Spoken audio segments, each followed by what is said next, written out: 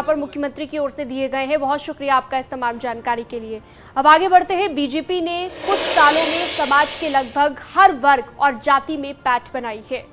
देश के ज्यादातर हिस्सों में पूरी ताकत के साथ छा जाने वाली बीजेपी ने मुसलमानों ने अभी तक दूरी बीजेपी से बनाकर रखी है, लेकिन पसमानदा प्लान से बीजेपी मुस्लिम वोट बैंक को भी अपने पाले में खींचने की तैयारी में है। तो बीजेपी का प्लान पसमानदा क्या है वो भी आपको बता देते हैं।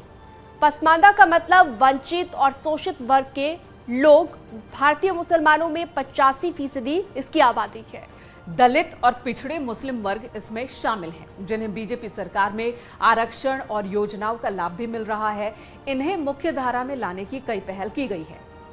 तो बीजेपी की ये रणनीति कितनी कारगर साबित होगी, इसी को लेकर एक रिपोर्ट आपको दिखाते हैं। वतन हिंदुस्तान, मादरे वतन हिंदुस्तान।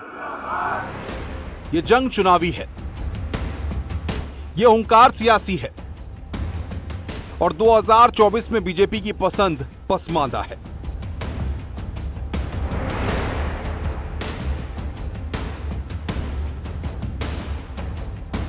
लखनऊ में आयोजित मुस्लिम बुद्धिजीवी सम्मेलन में हजारों की तादाद में मुस्लिम समाज के लोग शामिल हुए। कुछ बीजेपी के सदस्य थे तो कुछ वो जो आप भी सम्मान की लड़ाई लड़ रहे हैं, और उन्हीं पिछड़े दलित वर्ग को सम्मान दिलाने के लिए बीजेपी ने नई रणनीति तैयार की है, जिसका आगाज हो चुका है। कि बिल्कुल कूड़े में चला जाए, दिखाई भी न दे, तो वही हाल इन राजनीतिक दलों ने आपका किया है, आपका किया है। मैं कहना चाहता हूं आपका किया है। मेरे मुस्लिम समाज के, अल्पसंख्यक समाज के भाइयों, पसमानदा समाज के भाइयों, आपके साथ आजादी के बाद से आज तक मुल्क में यही होता आया है। चाहे कांग्रेस हो या समाजवादी पार्टी या फिर बीएसपी, पिछले कई दशकों से पसमानदा यानी दलित पिछड़े वर्ग को साधने में ये सब जुटी थी।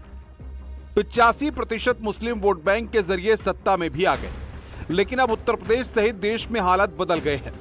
2024 के रण में बीजेपी का पसमानदा प्लान हिट होने वाला है, क्योंकि टारगेट सेट हो चुका है और इसकी झलक लखनऊ में देखने को मिली।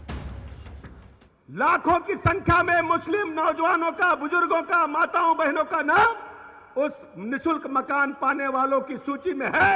यानी आदरणीय प्रधानमंत्री ने जो कहा था कि सबका साथ, सबका विकास, सबका विश्वास, उसको साबित करके दिखाने का काम। केवल मकान की बात नहीं है, निःशुल्क शौचालय सबको मिला है, 5 लाख तक का निःशुल्क इलाज सबको मिला है। लखनऊ में मैं लाभार्थियों की सूची देख रहा था अपनी विधानसभा लखनऊ मध्य में, तो हमने कहा लाभार्थी बुलाइए, उनसे मिलना चाहता हूं। जब उजला के लाभार्थियों को हमने गले में माला डाली तो 75 से 80% बहनें थी मुस्लिम समाज की, जिसको फ्री में गैस का कनेक्शन मिलने का काम किया है। लखनऊ में पसमानदा समाज के लोगों का हुजूम उमड़ पड़ा था।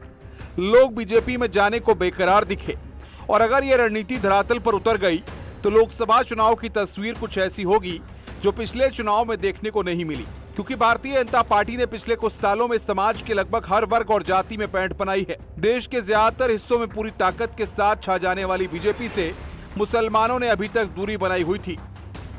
हालांकि बीजेपी की पूरी कोशिश है कि मुस्लिम वोटों को भी अपने पाले में खींचा जाए, और यही वजह है कि पार्टी लखनऊ में पसमानदा मुस्लिम सम्मेलन आयोजित कर रही है।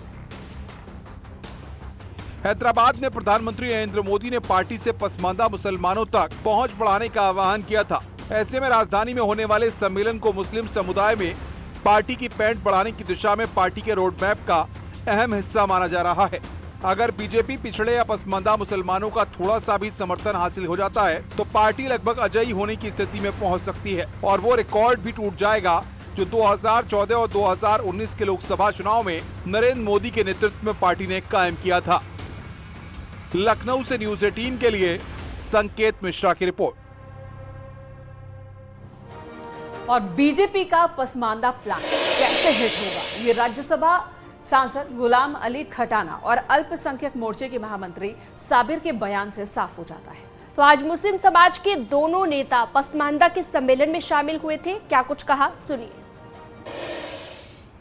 जो पॉलिटिकल पार्टियां 70 साल सत्ता में रही हैं और जो खिताई पार्टियां मुसलमानों को अपना वोट बैंक और जलसों की सजावट समझती हैं, उनको इस जलसे के माध्यम से मैं कहना चाहता हूं कि अल्पसंख्यक समाज, देश का मुसलमान, देश का दलित और पिछड़ा समाज जो है, अपने महबूब रहनुमा और देश के वजीर आजम नरेंद्र भाई मोदी जी की बात को, उन पे भरोसा जो है उसको, उस पे उनकी रहनुमाई को मानना शुरू कर दिया है।